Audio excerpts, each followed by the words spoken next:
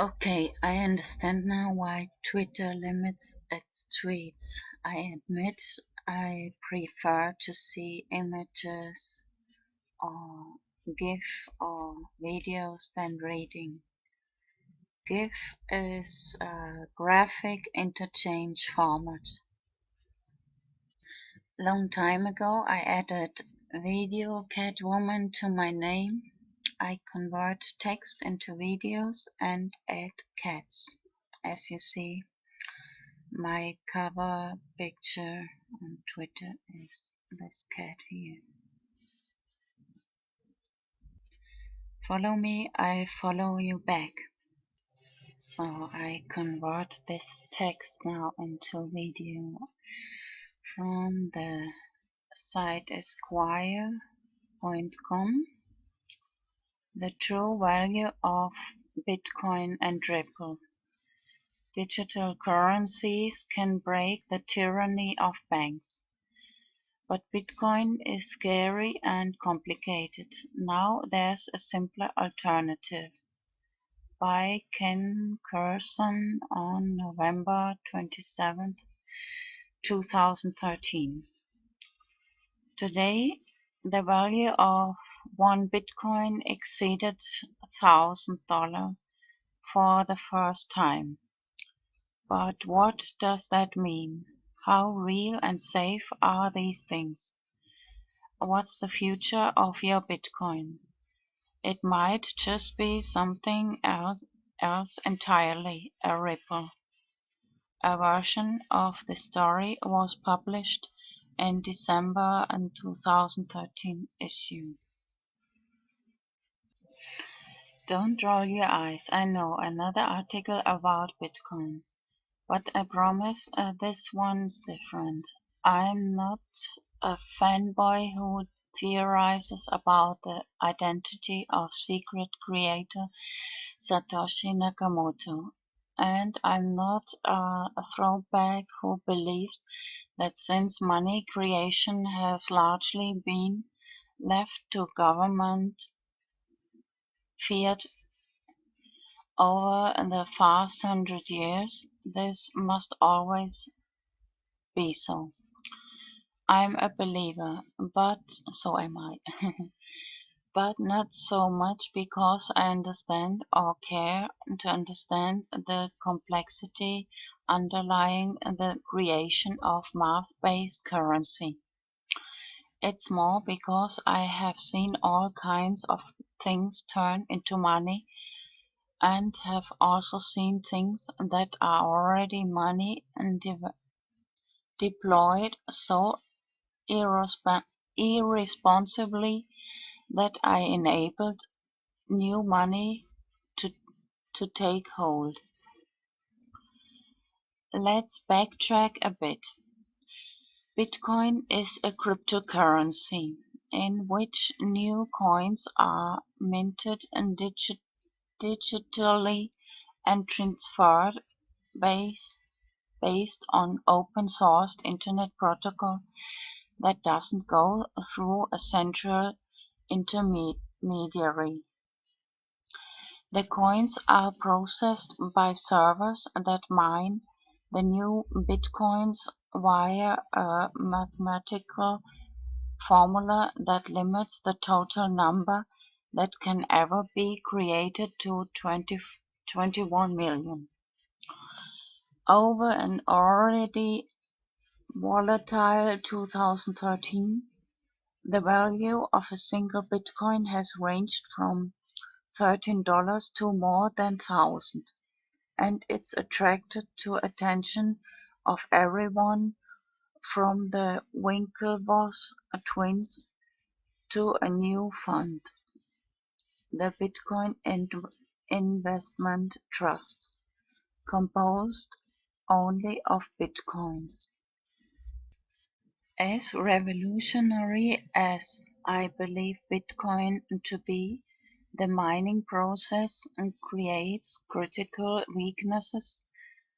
It's difficult to understand and can be panic-inducing for the several minutes people are waiting to get their funds. And if your funds disappear from the non-centralized ledger, there are no recourse. They are just gone, as has happened recently. Mt. Gox is the biggest one. But now there's an alternative, an open-sourced, math-based currency called Ripple, XIP, that solves some of the problems. Oh, you should correct that. Ripple is the website and XIP is the currency of Ripple. The genius of both Bitcoin and Ripple is the genius of both Bitcoin and Ripple is there is no centralized depository.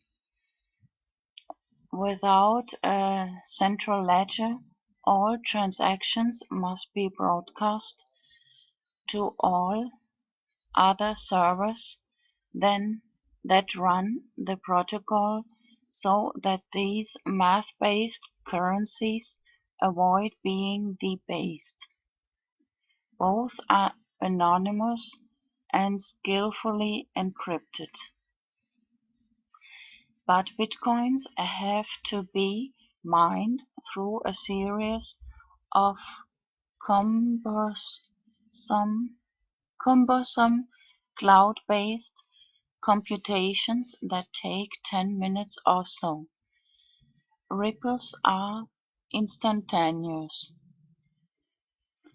and you get a key to recover any apparently compromised accounts. Naturally, there are haters who cannot endure the idea of a company, Ripple Labs, creating a more user-friendly protocol on top of the libertarian utopia of Bitcoin. Then there are those who criticize Ripple's business plan. The idea is to create 100 billion ripples and get more than half of them into the hands of the public by giving them away. As more people start using ripples to buy things, they will presumably grow in value, leaving the company and its founders sitting on about 50 billion ripples. If that's devious, then so is every company that's ever gone public while retaining the great bulk of its shares. It's also analogous to what governments do. Every government manipulates its currency. What's more, they are not transparent about it. At least these guys have made it clear that there can never be another Ripple created. When the US needed more cash to bail out AIG and other reckless financial actors, it simply printed more money. AIG is American International Group, also known as AIG, multinational insurance corporation with over 63,000 employees globally, simply printed more money. Ripple also solves some other elemental problems in the existing system of government-issued money. Banks are thieves. Every 3 months I get a distribution of about $1,400 from an investment I have in some apartments. It's wired directly into my bank account. Yet my bank charged me $15 for the privilege. Then there's the time question. I am a user of Dwolla, an online payment system that you can use like cash in thousands of stores. Funding my Dwolla account took 6 days from the moment it was taken out of my bank account. It's absurd. Someone had use of that float for almost a week. The entire corrupt system is ripe for disruption. Chris Larsen, the CEO of Ripple Labs Incorporated, is someone I've written about often. His first company, eLoan, sought to democratize mortgage lending, and his second company, Prosper, sought to do the same for peer-to-peer lending. The problem with both of those ideas is that they have seeking to dismantle gigantic industries with huge political momentum. This time Ripple could have its own giant on its side. MasterCard and Visa charge as much as 4% for their transactions. The banks that issue the cards in the end get to keep some of that. But all they really get for taking the risk that you don't pay your bill is the chance to collect massive interest if you're late. These banks would love to keep collecting that interest without having to pay MasterCard and Visa. Ripple makes that possible if it gets accepted ubiquitously. In my opinion, the big financial service brands ought to feel about Ripple the way the record labels felt about Napster. And then it's game on. With the August announcement that Germany will start taxing Bitcoin assets and a ruling by a federal judge in Texas that Bitcoin is a legit currency, it's clear that imaginary money is becoming more real by the day. Meanwhile, I'm stocking up on Ripple while it's still less than $1 a piece.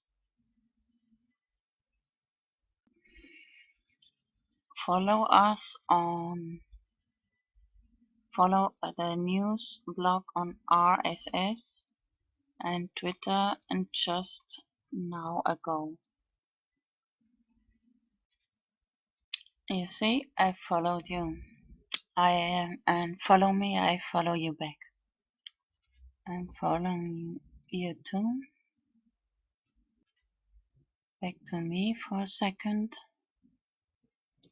I have 2 channels on YouTube. This is my main channel. On that main channel I produce videos to teach languages and combine it with activism for peace, liberty and justice. This one, it's written separate. The other one is written together, Vanos Enigma Island. The second channel with videos which are too erotic, chaotic or controversial for my main channel, and mostly in English or sometimes only in Spanish. So one more reason to learn English. This is